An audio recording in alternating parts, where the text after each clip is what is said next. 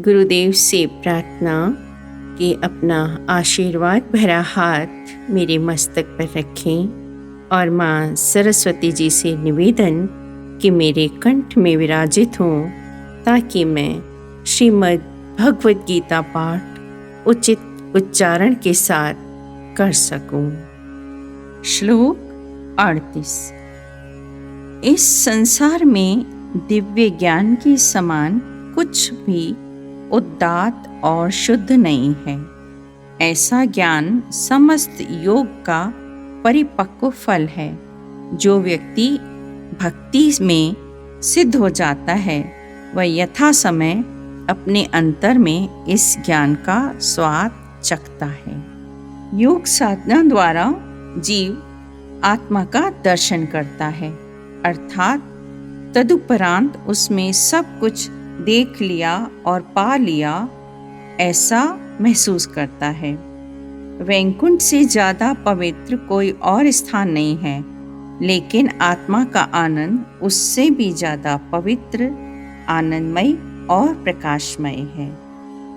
जिन्होंने परब्रह्म आत्मा को पहचाना उनका ध्यान सो अहम अर्थात अहम ब्रह्मास्मि में लगा रहता है।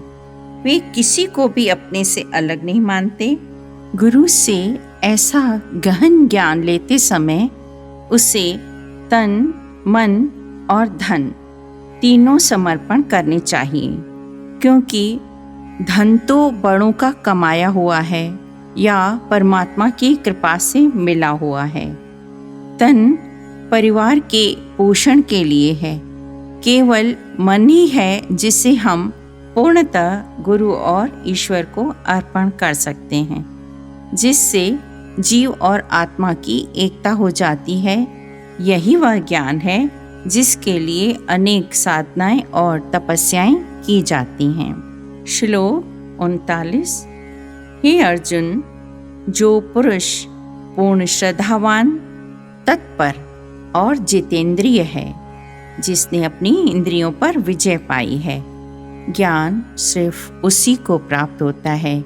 ज्ञान को प्राप्त कर वह तत्क्षण भगवत प्राप्ति रूपी परम शांति को प्राप्त हो जाता है।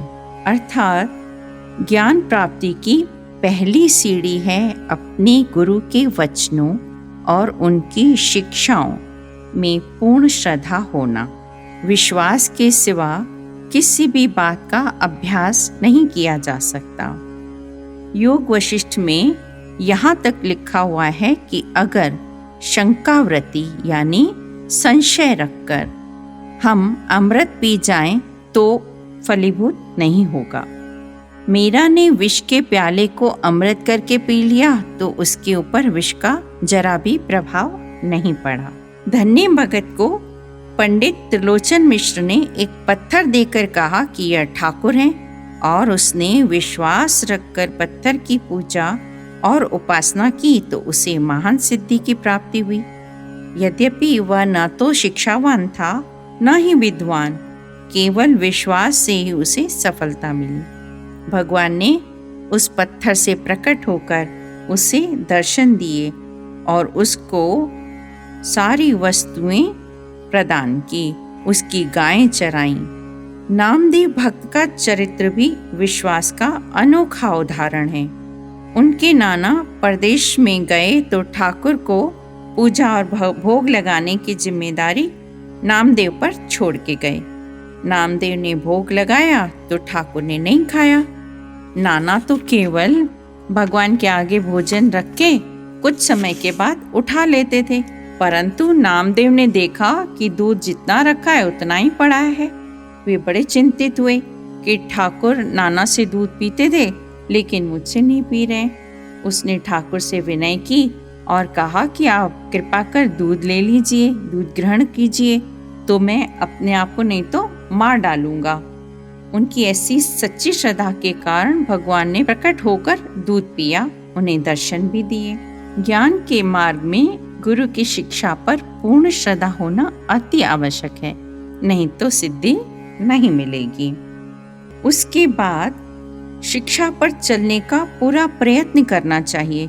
क्योंकि केवल सुनने और विश्वास रखने से कुछ भी लाभ नहीं होगा जब तक इसी राह पर आगे न बढ़ें। वही योगी है जो गुरु से शिक्षा लेकर बड़ी चाहना, उत्साह और सच्चे हृदय से आगे बढ़ता है। अगर शिक्षा प्राप्त कर हमने उसका अभ्यास नहीं किया तो वह भी गधे के भार के समान हमारे ऊपर लद जाएगी। श्रद्धा, तत्परता और जिस तीसरे गुण की आवश्यकता है वह है इंद्रियों पर संयम रखना। श्लोक 40। भगवान अर्जुन को पुनः समझाते हुए कहते हैं, हे अर्जुन, जिसे वेद शास्त्रों का ज्ञान नहीं है, ऐसे श्रद्धा रहित संशय वाले पुरुष परमार्थ में भ्रष्ट हो जाते हैं। संशय युक्त के लिए न तो विषयों का सुख है, न यह लोक सही करता है और न ही परलोक, और दोनों ही लोक उसके लिए नष्ट हो जाते हैं। जिन पुरुषों की शंकात्मक वृत्ति है, जो कार्य मैंने किया वह ठीक किया या नहीं किया, अमुक व्यक्ति ने मुझसे ठगाई तो नहीं की, यह व्याख्या ठीक है या नहीं, ऐसे पुरुष कभी भी अपना सुधार नहीं कर सकते। मूर्ख, अश्रद्धालु और शंका करने वाले मनुष्य ज्ञान के अधिकारी ही नहीं हैं। अज्ञानी और अश्रद्धालु लोग भोजन आदि पदार्थों का सुख भोगते हैं, लेकिन शंका करने वाला मनुष्य तो खान पान का सुख भी नहीं ले सकता। बीमारी की हालत में उसके ऊपर औषधि का प्रभाव भी कम पड़ता है। संदेह यानी शक प्राय पापी मनुष्यों के हृदय में रहते हैं, क्योंकि उनका अंतःकरण मलिन होता है, दूषित होता है। एक प्रसिद्ध कहावत है, पीर मन खसखस यकीन मरा बस बस, यानी मेरा गुरु चाहे खसखस के दाने जितना हो, किंतु अगर मेरा विश्वास दृढ़ है तो उसके जैसा बड़ा कोई नहीं है। प्रत्येक मनुष्य को अपने विश्वास का फल मिलता है। अश्रद्धा और मन की शंकाओं को दूर करना आवश्यक है तथा शास्त्रों और ईश्वरीय वाणी में श्रद्धा तथा इंद्रियों को वशीभूत करके ज्ञान मार्ग की ओर आगे बढ़ना चाहिए। श्लोक 41।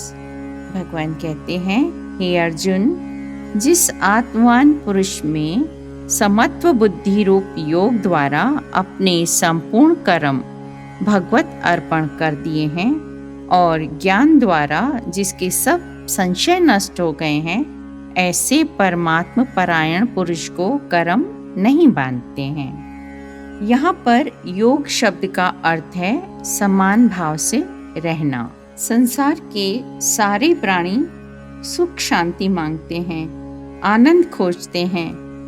बच्चा जब किसी वस्तु के लिए उधम मचाता है तो वह भी अपने मन को आनंद देने के लिए, लेकिन बुद्धिमान माँ बाप इस बात का ध्यान रखते हैं कि बच्चे का शोर ठीक है या नहीं।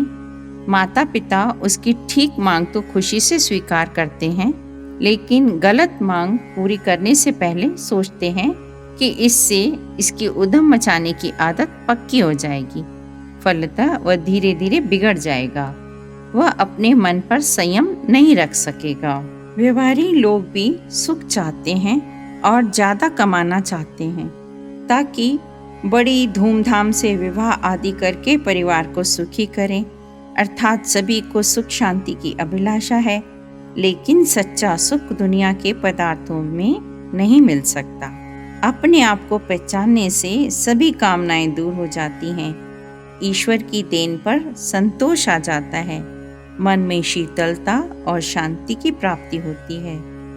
राजाई है या फकीरी, सूखी रोटी मिले अथवा स्वादिष्ट पदार्थ, हर हालत में मन शांत रहता है। अज्ञान में तो चक्रवर्ती राजा होने पर भी शांति नहीं मिलती है। ज्ञान मार्ग में लगे हुए पुरुष की वृत्ति 3 प्रकार की होती है। एक है दीवार पर अंकित किए हुए चित्र के समान, जो पानी लगने से मिट जाता है, अर्थात जरा सा कुसंग और विषय भोग मिलने से दूर हो जाता है।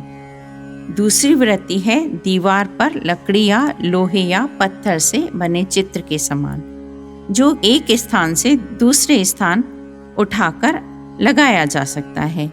इसी प्रकार इस वृत्ति वाला मनुष्य आज एक देवता में तो कल दूसरे देवता में मन लगाता है, वह दृढ़ निश्चय वाला नहीं होता। तीसरी वृत्ति है दीवार में चित्रित की हुई मूर्ति के समान, जो वहां से कभी हट नहीं सकती, ना तो उसकी धुलाई हो सकती है जब तक दीवार का टुकड़ा न काटा जाए। ऐसे ज्ञान की वृत्ति वाले जिज्ञासु को अंतिम सफलता मिलती है।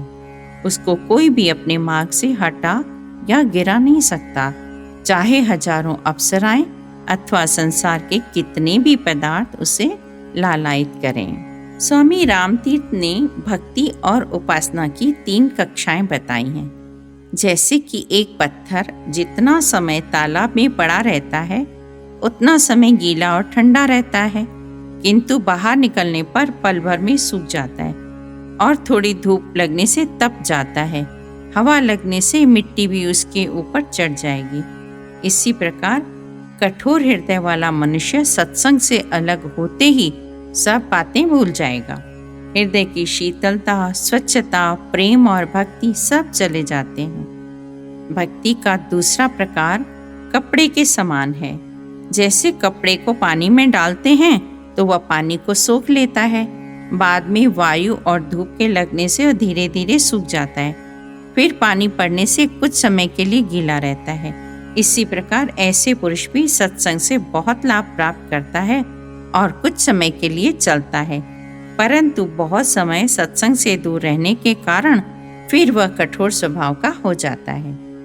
तीसरा प्रकार है खड़ी शक्कर के समान। जैसे खड़ी शक्कर पानी में मिलने से गलकर जल रूप हो जाती है और फिर अलग नहीं होती, उसी प्रकार जो मनुष्य अपनी भक्ति और उपासना से अपने इष्ट देव से मिलकर एक हो गया है, उसे सांसारिक पदार्थ लालायित नहीं कर सकते और वह भक्ति को छोड़ ही नहीं सकता। जैसे लुकमान जैसा चिकित्सक भी मीठी शक्कर को पानी से अलग नहीं कर सकता, उसी प्रकार जिस साधक की वृत्ति परमात्मा में लीन हो जाए तो उसे कोई नहीं गिरा सकता। जब यह मन परिवर्तित होकर आदि रूप आत्मा हो जाता है तो फिर आनंद ही आनंद है। जब मन के ऊपर पूरा अनुशासन रखेंगे तब वह परिवर्तित होगा।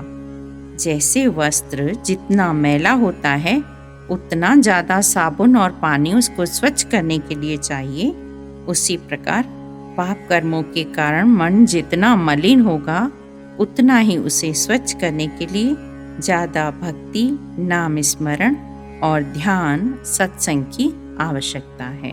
किसी पिता के बहुत से पुत्र हैं, कोई बड़ा विद्वान, कोई डॉक्टर, कोई वकील, कोई एक अनपढ़ लड़का है, लेकिन वह पिता की बहुत सेवा करता है, पितृभक्त है। अतः पिता को वही सबसे अधिक प्रिय है, क्योंकि वह पिता का सहायक है, सेवादारी है। यद्यपि वह दूसरे पुत्रों से भी प्रेम करता है, लेकिन इतना नहीं जितना उस सेवादारी पुत्र से। इसी प्रकार भगवान को भी होशियारी, विद्वता और तपस्या नहीं चाहिए। वे चाहते हैं कि हम उसकी भक्ति करें, प्रेम से करें, सरल भाव से करें और सरल भाव से उनकी शरण में जाएं। तब हम ईश्वर के प्रेमी बनकर ज्ञान प्राप्त कर आनंदित हो जाएंगे। श्लोक 42। भगवान कहते हैं, हे भरतवंशी अर्जुन, तुम समत्व बुद्धि रूप योग में स्थित हो जाओ और अज्ञान से उत्पन्न हुए अपने इस संशय को ज्ञान रूप तलवार द्वारा छेद कर युद्ध के लिए खड़े हो जाओ। अगर कोई शत्रु होता है तो पहले उसकी शत्रुता का कारण खोजा जाता है, अर्थात वह शत्रुता क्यों रखता है अथवा वह किस आधार पर सामना करने के लिए तैयार हुआ है। अगर इन दोनों बातों की हमें जानकारी होगी तो हम भी उसका सामना कर सकेंगे। यही रास्ता राजनीति अथवा ज्ञान प्राप्त करने का भी है। संशय हमारा शत्रु है। आत्मा के अज्ञान के कारण संशय उत्पन्न होता है। भगवान इस श्लोक में अर्जुन को यही शिक्षा देकर कहते हैं कि उठो, आत्मज्ञान प्राप्त कर अपने क्षत्रिय धर्म का पालन करो। अर्जुन को जो मोह और ममता ने और शंकाओं ने घेर लिया है, उससे मुक्त करने के लिए भगवान ने उन्हें यह शिक्षा दी है। रावण, दुर्योधन और कंस के पास भुजाओं का बल बहुत अधिक था, लेकिन आत्मा का बल नहीं था। आत्मिक बल न होने के कारण ही उनका नाश हुआ। यह आत्मशक्ति के लिए वेदों, शास्त्रों, पुराणों, संतों, महात्माओं ने भी केवल आत्मज्ञान का मार्ग ही बताया है। साहब दीवान में लिखा हुआ है कि अगर तुम अपनी आध्यात्मिक शक्ति को बढ़ाना या प्रकट करना चाहते हो तो हृदय को कभी भी परमात्मा की स्मृति से खाली न करो।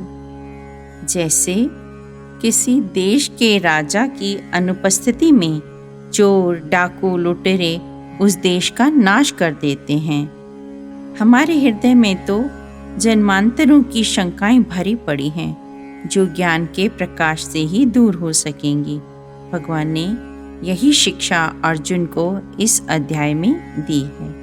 इस प्रकार श्रीमद् भगवद गीता उपनिषद ब्रह्म विद्या के अंतर्गत योग शास्त्र विषयक श्री कृष्ण अर्जुन के संवाद में ज्ञान, कर्म, संन्यास योग नामक चौथा अध्याय समाप्त हुआ। ओम नमो भगवते वासुदेवाय।